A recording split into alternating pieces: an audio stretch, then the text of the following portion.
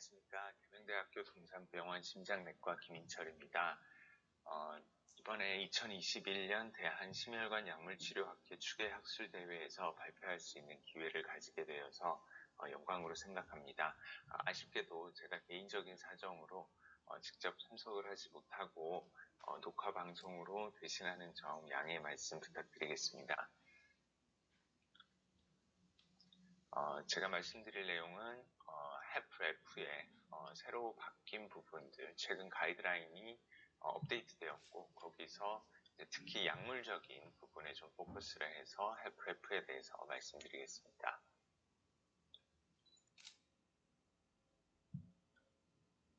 업투데이트된 그 가이드라인을 정리한 그림이 되겠습니다. HEPF 트리트먼트에 있어서 이제 약제 중심으로 우선 보시면 이제 4개 필러가 강조가 되었고 RAS 블로케이드, 심파세틱 너버스 시스템을 조절하는 베타 블로커, 그다음에 역시나 MRA, SGLT2 이니비터까지 이렇게 4개의 기둥이 공고하게 서 있으면서 HEPF 트리트먼트를 뒷받침하고 있고 거기에 기본적으로 이뇨제와 카디악 리해빌리테이션이 적용이 돼야 하고 기존에 우리가 알고 있던 이바브라딘이나 하드랄라진 아이소솔바이드 다이나이트레이트, 디곡신 같은 약제 치료 거기다가 추가해서 베리시구앗이라든지 이전부터 아이언 데피시엔시에서 도움이 된다고 알려져 있는 베리카복시말토르즈 같은 약제, 그다음에 ICD, CRT 같은 디바이스 테라피, 그리고 인공심장이라고도 불리는 바드 치료,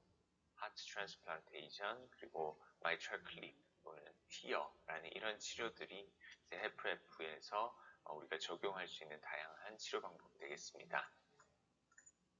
이 중에서도 이제 새로운 부분에 좀 초점을 맞추어서 이제 RN이라든지 SGLT2 이니비터, 베리시구앗, 베리칼복시말토즈, 그리고 오메캅티브, 베칼빌이라고 하는 새로운 이 약제들에 대해서 중점적으로 말씀드리겠습니다. 2021년도에 이제 바뀐 부분 중에서 우선은 신부전의 데피니션 부분을 한번 짚고 넘어가려고 합니다. 신부전이라고 하는 것은 일종의 그 클리니컬한 신드롬으로 증상과 사인이 전형적으로 신부전에 합당한 곳이 있어야 하고 거기에 동반되는 스트럭처럴 또는 펑셔널 앱노멀리티가 있고 다음 중 한 가지를 만족해야 되는데 이것은 주로 컨제스션과 관련된 부분입니다. 바이오마커, BNP 또는 엔티프로BNP가 올라있고 또는 에코라든지 엑스레이, 라이트 하트 캣, 퍼머넌 아트리 카테터 같은 이런 검사들을 통해서 컨제스션이 입증된 경우에 신부전이라고 정의를 또 새로운 유니버설 데피니션이 나왔습니다. 또 한 가지 좀 바뀐 부분이라고 하면 우리가 40% 이하를 HEPF라고 하고 50% 이상을 HEPF라고 하는데 이제 기존의 미드레인지 이젝션 프랙션이라고 하던 41%에서 49% 사이 이렇게 어중간한 EF를 조금 더 reduced EF와 가까운 이름으로 mildly reduced EF라는 이름으로 유로피안 가이드라인에서는 바꿔서 표현하고 있습니다. 우리가 주로 이제 약물 치료 또는 어떠한 치료의 적극적인 HEPF 치료의 대상이 되는 군은 신부전의 여러 단계 중에서 증상이 나타나기 시작하는 스테이지 C부터가 HEPF의 본격적인 치료의 대상이 된다고 생각하시는 것이 좋겠습니다. 기존 우리가 알고 있는 ACE 이니비터라든지 ACE 이니비터를 사용하기 어려울 때 사용할 수 있는 ARB, 그리고 베타 블로커, MRA 같은 경우가 기존 연구들에서 적게는 한 15%에서 많게는 한 34%까지 이 서바이벌 베네핏을 보였었는데 새로운 약제들은 이런 약제들을 사용하면서 추가적으로 사용했을 때 얼마나 베네핏이 있는지를 본 연구들이 대부분이었습니다. 앞으로 그 연구들에 대해서 말씀을 드릴까 합니다. 이제 잘 아시겠지만 이제 2014년도부터 이제 각광받기 시작한 본격적으로 이제 주목받기 시작한 RN이라는 약제에 대해서 이제 설명을 드리기 전에 우선은 신부전의 중요한 카디악 리모델링에 작용하는 여러 가지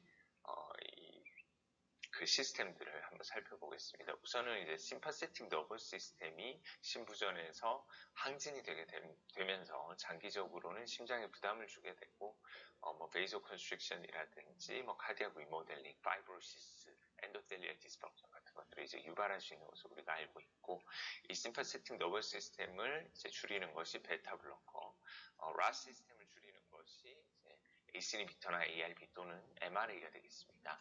거기다 추가해서 이제 RNA의 얘기를 하기 위해서 중요한 부분이 네트리레틱 펩타이드 시스템이 되겠는데, 심파세틱 너버스 시스템이나 라스 시스템은 줄이는 것이 주된 치료의 목적이라면 네트리레틱 펩타이드 시스템은 더 증강시키는 것이 치료의 목표가 되겠습니다.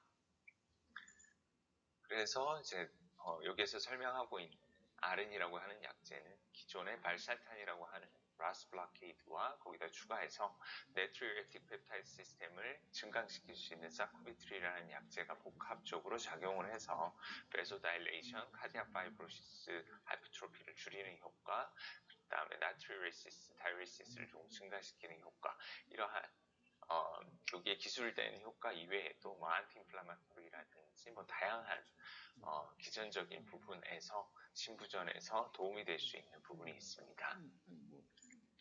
그래서 이제 파라다임 핫페일리어가 2014년도에 발표가 되었고 총 8,400명의 환자가 등록이 되었습니다. 인클루전 크라이테리어는 EF 40% 이하의 심부전 환자들이었고 ACE 이니비터, ARB 그리고 베타 블로커에 4주간 안정이 된 환자들이었습니다. 여기에서 RNA와 에날라프릴을 랜덤을 했었고 프라이머리 엔드포인트인 CV 데스와 first heart failure hospitalization을 20% 리스크 리덕션을 시키는 것을 입증을 하게 되었습니다. CV 데스도 역시나 20% 감소되었고 first heart failure hospitalization 단독으로도 21% 감소 효과가 있었습니다.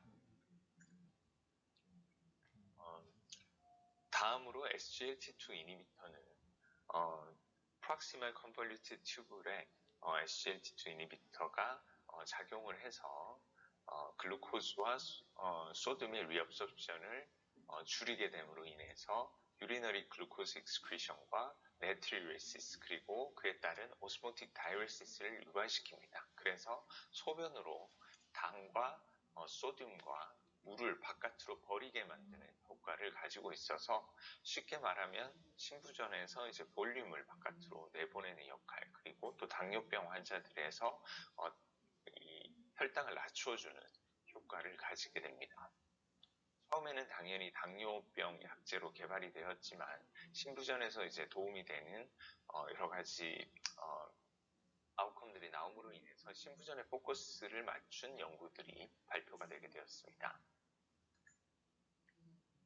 SGLT2 이니비터의 그 핫페일리어에서 작용하는 다양한 메커니즘은 다음과 같고, 이걸 좀 더 기전적으로 설명하면 이제 프리로드를 줄이게 되는 네트리레시스, 오스모틱 다이레시스가 있고, 애프터로드를 줄이게 되는 BP 리덕션, 그리고 LV 펑션의 임프루먼트, 그리고 컨트랙틸리티 측면에서 이제 도움이 되는 앞서 보셨던 카디악 메타볼리즘과 바이오에너지틱스를 더 호전시키고 NAH, 엑스체인지 이니비션, 그리고 카디악 파이브로시스와 네크로시스 리덕션 시키는 부분, 아디포카인과 사이토카인, 그리고 아디포즈의 얼터레이션 등에 관여하는 부분들이 이제 SGLT2의 강점이 되겠습니다.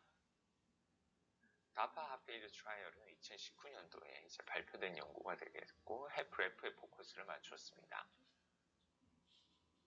EF 40% 이하의 NT-proBNP가 올라있는 환자들을 대상으로 했었고 핫페일리어의 월스닝 그리고 카디오베스큘러 데스를 프라이머리 엔드포인트로 본 연구가 되겠습니다.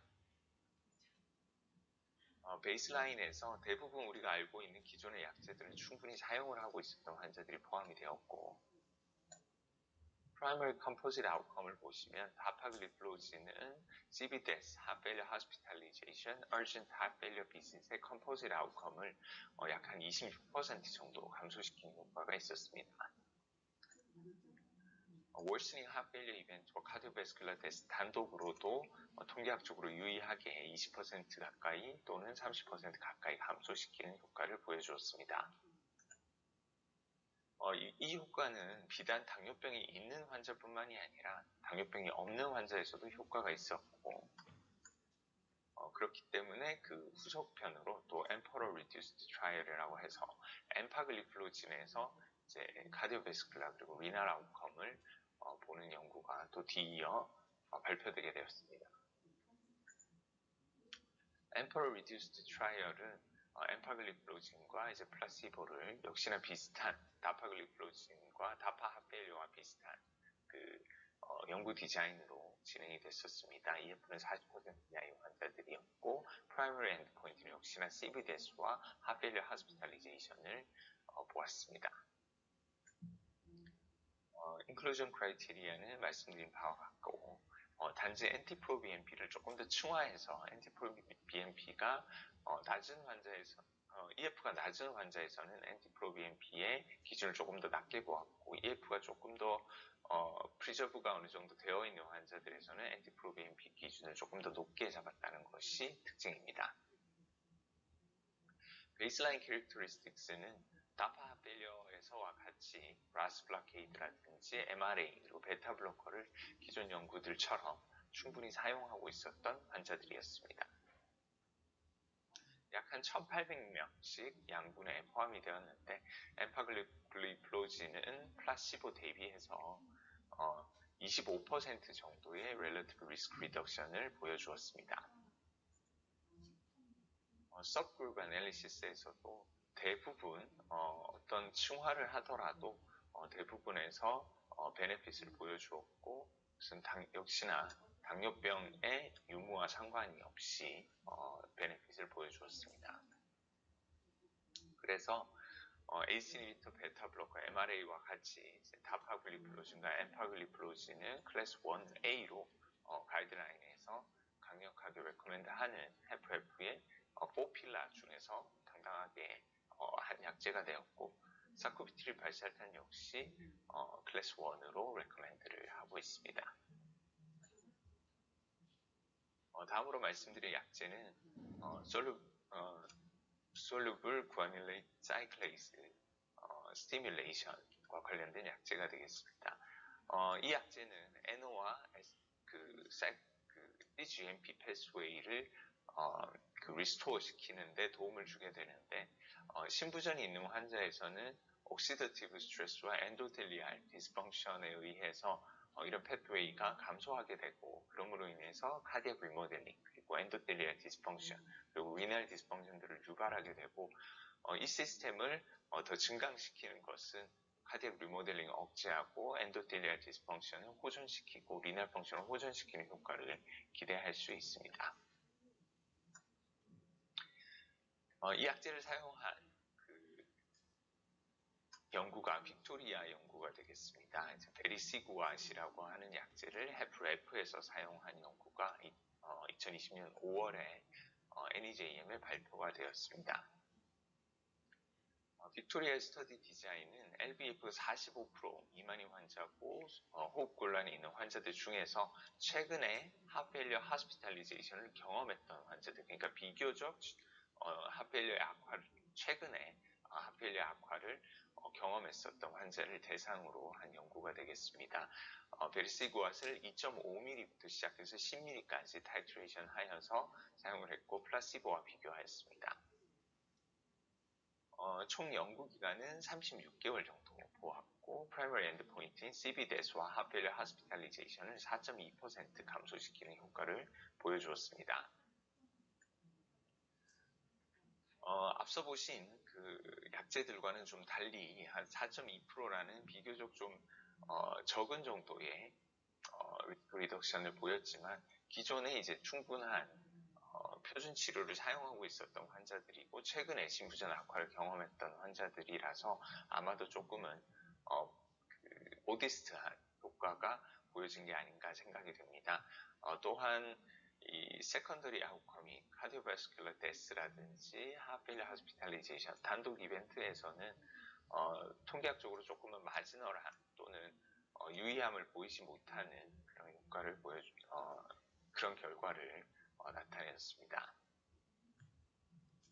그래서 그렇지만 프라이머리 엔드포인트를 만족을 했기 때문에 가이드라인에서 FF 환자들 중에서 약제를 충분히 사용하고도 월스닝 하페일리어를 경험하거나 호흡곤란 있는 환자들에서 사용하도록 권고는 하고 있고 2B로 다소 좀 낮은 권고사항을 가지고 있습니다.